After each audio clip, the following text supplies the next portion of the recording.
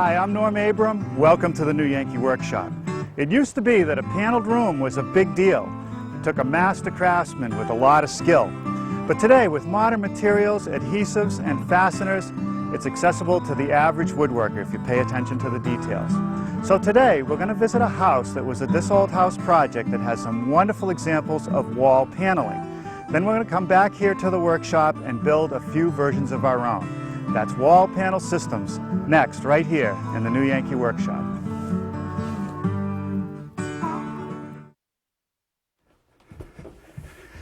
This has got to be one of our favorite This Old House projects. We spent almost a year renovating this seaside home, and there's wonderful examples of craftsmanship throughout the house. And the team was led by our general contractor, Tom Silva. Now here in the entry hall is a panel system that couldn't be simpler. This is nothing more than a plastered wall onto which these moldings have been applied and then painted. Very simple, elegant. Now let's start our detailed tour in the game room. In this informal room, the idea was to have a durable wall surface, therefore the beadboard. Now I have beadboard in the powder room at my house, and historically you would see it in kitchens and carriage houses, any place where the wall might take some abuse. It's good and tough. Historically it came as solid wood, and you can still get it that way. Douglas fir, about 5/8 of an inch thick, and it comes in individual strips which the carpenter would cut, tongue and groove pieces that he would put together. Now over time you get shrinkage at the joints, and that can be an issue. This material is a sheet good, MDF, medium density fiberboard. It comes in 4-foot wide sheets up to 16 feet long, so there are very few joints, and because it's stable, you don't get that shrinkage. Now we'll show you how to apply the beadboard, cap off the top edge, install a baseboard, even how to miter an outside corner and scribe an inside corner. So let's go back to the shop and apply some beadboard. We've built some scenic walls here in the workshop to demonstrate the 3 wall panel systems we're going to show you today. Should you decide to build any of these in your own home, a measure drawing will be available, and you'll hear more about that before the program ends. Now in the past, if I were to install beadboard, I would buy it like this: solid Douglas fir, tongue and groove strips, which I would apply to the wall one piece at a time and then prime them. But today, with these 4x8 sheets of MDF beadboard, the job goes much faster, and it's pre-primed. Here's a piece from a 4x8 sheet that I need to trim, but before we use any power tools, let's talk about shop safety. Be sure to read, understand, and follow all the safety rules that come with your power tools. Knowing how to use your power tools properly will greatly reduce the risk of personal injury. And remember this, there is no more important safety rule than to wear these safety glasses. Now, I like to cut the sheet goods with the face side down so I don't get tear out, and the base of my saw will not mar the pre-finished side.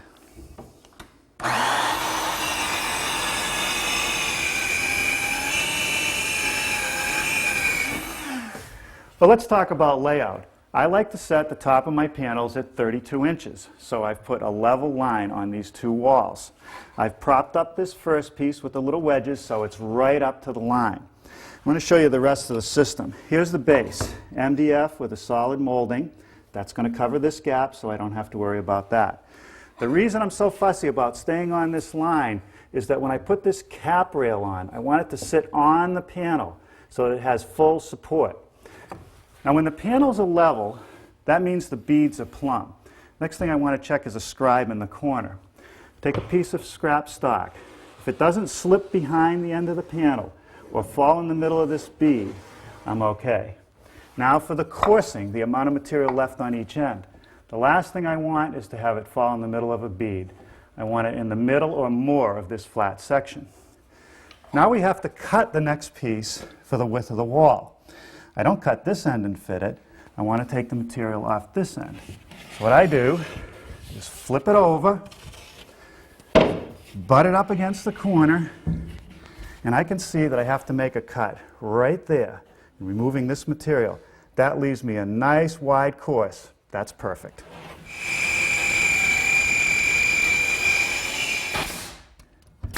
Now I'm securing the paneling to the studs with nails. A couple at the bottom, a couple at the top, and they'll be covered by moldings. If this were a permanent application, I'd apply construction adhesive in this middle area because I don't want to mar this surface unless I have to. Now here's something I want to show you that you run into frequently, a wall that's out of plumb. I've taken my next piece of paneling, made sure that it's absolutely plumb. And I want to remove this bead anyway because I don't want it that close to the corner. So I've set my dividers to about 1.25 inches. I'll scribe it to that wall and cut it to fit. Now I'm going to tip my saw so that it cuts a little bit of an angle back from the face. I've put a little bead of caulk on the edge, squeeze it in, nail it off, clean it up. This 45-degree miter is for an outside corner. A little more caulking on the miter joint. Bring the pieces together and brad it at the corner. No avoiding these. They'll be filled and painted later. The baseboard is a piece of 6-inch MDF, a butt joint in the corner, nailed into the studs, and on the outside corner, a miter joint glued and nailed. Now I'm installing the base molding. The first piece is the easy one, a butt joint in the corner. The adjoining piece has to be coped. To start the cope, I make a miter cut 45 degrees across the face.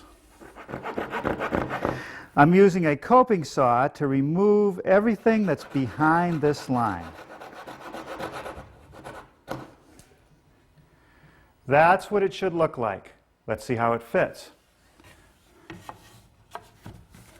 That's good. And here at the outside corner, another miter joint. Now for the cap rail. That involves a 1/2 inch radius, half round bit, and some 1-inch thick poplar.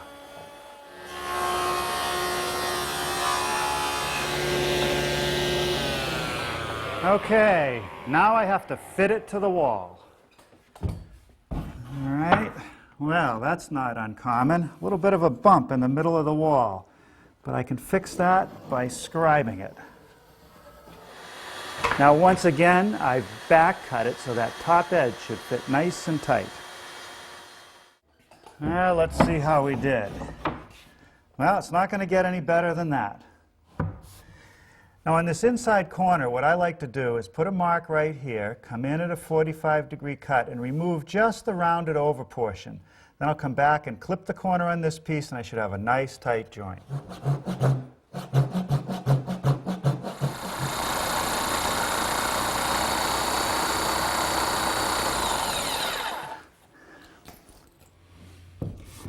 And that's the way that should fit. And on this outside corner, another miter joint.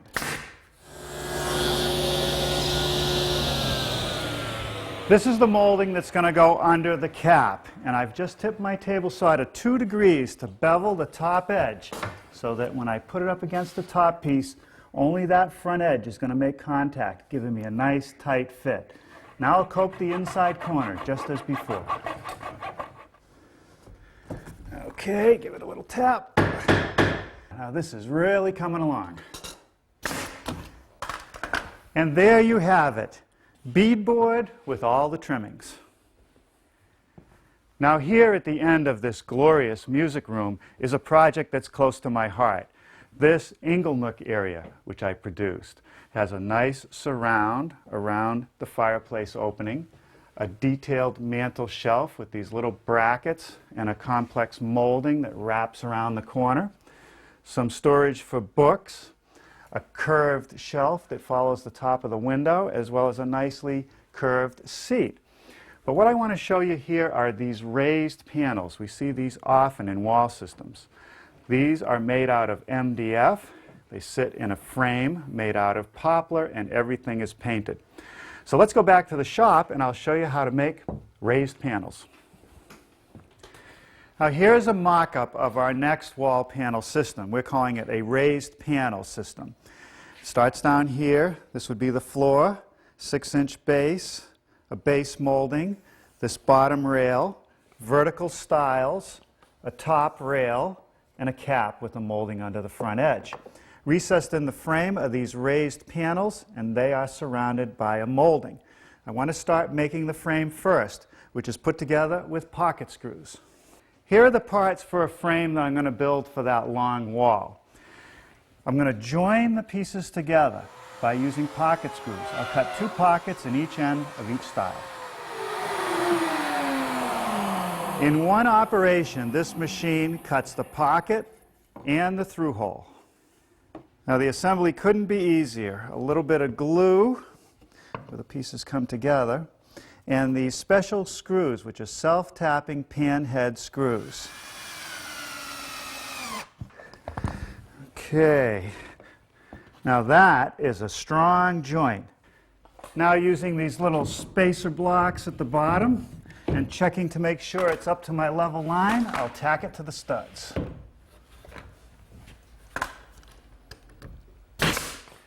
Now I'm ready to raise some panels out of this MDF. I'm using my panel raising bit, and because this material is tough on the bits, it'll take at least 3 passes moving the fence each time.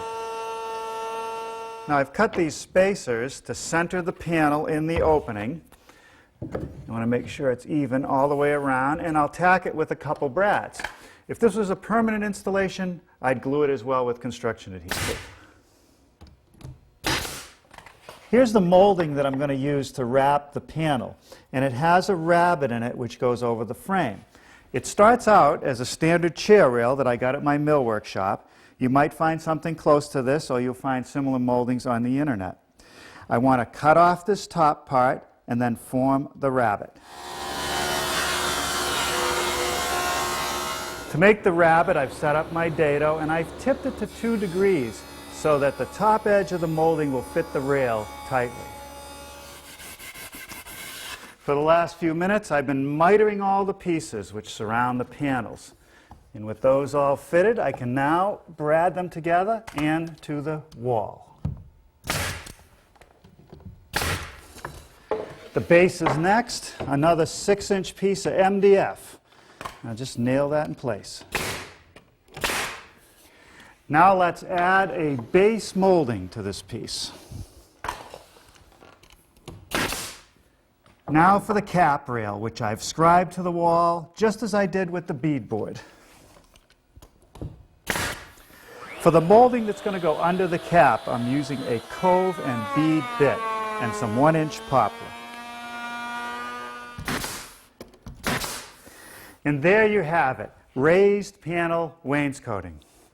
Looks very elegant. Kind of makes the shop look like a bank. Both the homeowner and the architect wanted a feeling of elegance in the music room, and nothing does that better than mahogany. They picked a heavy solid wood mahogany cornice. The panels are actually a veneer hardwood. The panels are surrounded by more plywood, which is a veneer, and the edges are treated with this solid molding. There's a mid-rail and there's a base detail. Now this may seem forbidding, but it's actually quite manageable. So let's go back to the shop and I'll show you how to build this wall system. Well, good morning. As you can see, overnight we've built yet another wall, and this one has a window installed, so we can show you how to deal with that. This wall panel system is going to go from floor to ceiling, like the one you've just seen. When I do a project like this, I like to have a full-scale drawing right on the drywall. You can see a style, the panel, all the way across, another style, and the molding. That way I can get very accurate measurements. Now this is not going to be a painted project. This is going to be a natural finish, or it's going to be stained and sealed. So I have to be very careful about the joints. Everything has to fit nice and tight. No caulking or fillers allowed. I've cut my rails and stiles, and that started out as a sheet of 4x8 veneer plywood, 3/4 of an inch thick. The first thing that I want to do is run grooves, and they will receive the panels as well as the tenons on the rails. So I've set up my dado and a feather board because I want to make sure the stock stays tight and doesn't wander from the fence. And here's a tip. I've set the blade as close as possible to the center, but I'll run it through, turn it around, and make a second pass. That assures me a centered groove. Now I'm ready to form the tenons on the ends of the rails. For that, I've widened the dado installed a sacrificial fence, and I'm going to use my miter gauge to guide the pieces through. Here are 2 of the 3 frames we're going to need for this wall, and I'm doing a dry fit before I put any glue on these pieces. And what I'm checking is all the intersections. I want a nice tight joint like that. I'm also concerned with how flush the surfaces are to one another. They can be up slightly, but not very much, because the veneer is very thin, and I'll have to be careful when I do the sanding. I can also take the time to confirm all my panel measurements. Here are 2 of the panels for one of the frames. 1/2 inch thick plywood this time instead of 3/4. And even though there'll be a mid-rail, I cut both panels out of the same piece so that the figure of the wood would match. I need to cut a rabbet in the back side of the panel. This is the face, this will be the back. The rabbet will go all the way around to go into those grooves of the frame. The dado is set up the same, except I've lowered it. I've installed this feather board to hold the stock tight to the table as I push it through. Well, now I'll do a dry fit before I run the rest of the panels. That's good on that side. Put this together. That's good.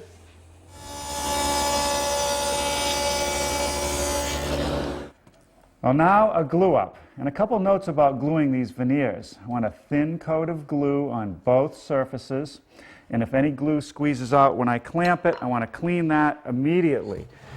Because if I leave any glue on that surface, it'll show through the stain.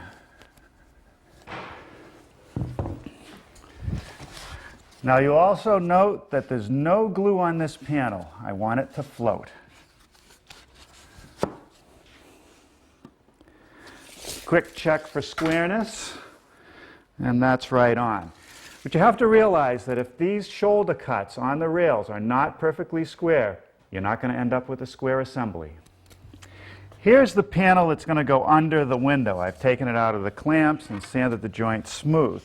I'm going to hold this panel off the wall about 2 1/4 inches to create a break front effect.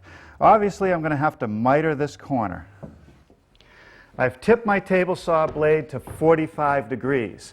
This is the back side of the panel. The miter has to go back from the face.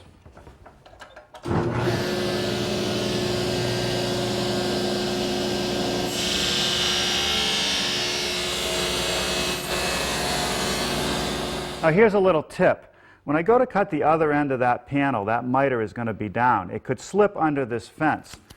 But if I put a thin strip of wood there, that'll solve that problem.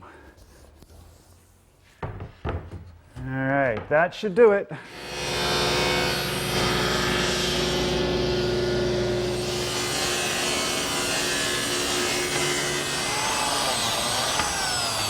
Glue will only do so much, so I think some biscuits will help reinforce this corner. A little bit of glue on both sides of the miter joint. I've already installed the biscuits in the panel. I'll slip it together and attach it with a few brads, just enough to hold it together while the glue dries.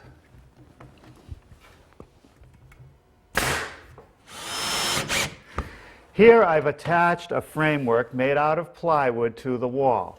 And at the top I put this little extension which will support the apron, which will be under the window stool. And down here, this strip will support the baseboard so it won't flex in the middle. Now that that's set, I can take the pre-made panel, slip it over the whole framework, and I'll attach it with some screws through the side.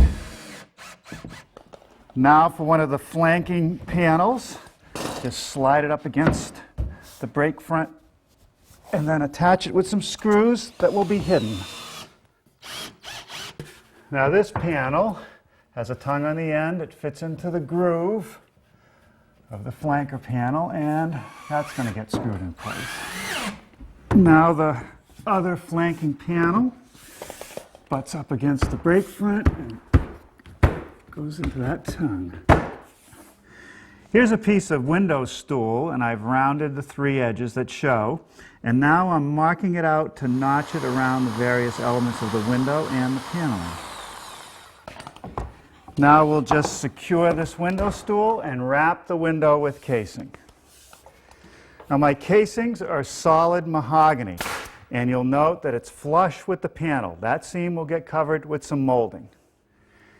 Here's the molding that I'm using to cover the joint. It's solid mahogany, and it's known as a band molding. Now that dresses it up. Now I'm at the point I can think about wrapping the exposed edges of the plywood. And here's a sample of the molding that I'm going to use, solid mahogany.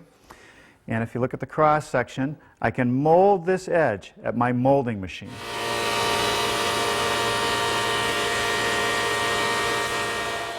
To make the rabbet in the molding, I'm using a rabbeting bit, and I'm using a feather board to keep the stock tight to the table.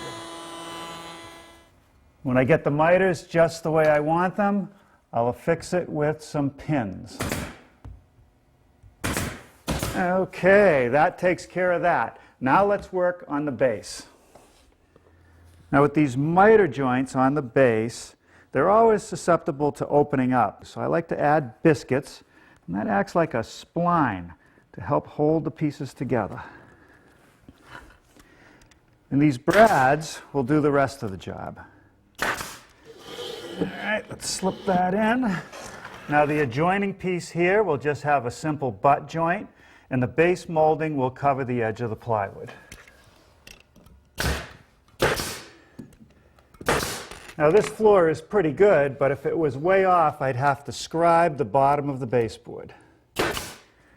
Here's how we go around the break front with the molding. I'm going to miter the outside corner just like on the base. And because this is such a short piece, I'm going to let that die into this panel, and I'll cope the longer piece that's going to butt into it. Well, let's see how we did. Pretty good. Okay, that takes care of the base. Now, how about a cornice? The first piece of the cornice is going to be this piece of 4.5-inch wide plywood, which comes out from the wall. Now, there's no ceiling here. If there were a ceiling here, I would install blocking to receive the cornice. Now, this little gauge block allows me to mark the bottom edge of the crown molding, so I'll know exactly where to put it. This is a stock crown molding that I picked up at my millwork shop. Nailing it into the wall and into the soffit. Okay, now let's add a fascia. Now the fascia is solid mahogany, and I'm holding it about 1/4 inch down below the soffit, just using a gauge. The final piece of molding is another crown that I picked up at my millwork shop, and that's just going to get nailed to the fascia with about 1/2 inch reveal. All right. Well, what do you think? Is it any wonder that people want paneled rooms? They look great. Now, if I were going to finish this, what I would probably do is use a stain to blend all the various tones of the mahogany, and then either put a tung oil over it or some satin polyurethane. Now, for the beadboard, there are numerous options because it's a painted project. First, I would prime all the raw wood, then fill any nail holes, and then for the final top coats, the choices of color are unlimited. And the raised panel system is a painted project. The color choice is yours. And there you have it, 3 wall panel systems that you can build. Well, we've enjoyed showing you this beautiful home and some of the wall paneling systems. And we hope that you'll try some of these ideas in your own home. So until next time, I'm Norm Abram from the New Yankee Workshop. If you've enjoyed this New Yankee project, you may want to try some of the others. There are projects meant for the workshop, the garden, the kitchen, and many more. So whether you're a fan of Shaker style, or colonial, arts and crafts, or Chippendale, there may be a Norm project you'd like to build. Whether it's a clock or a gazebo, a picnic bench or a Windsor chair, a child's toy or a sailboat, visit the New Yankee website at www.newyankee.com for a complete listing.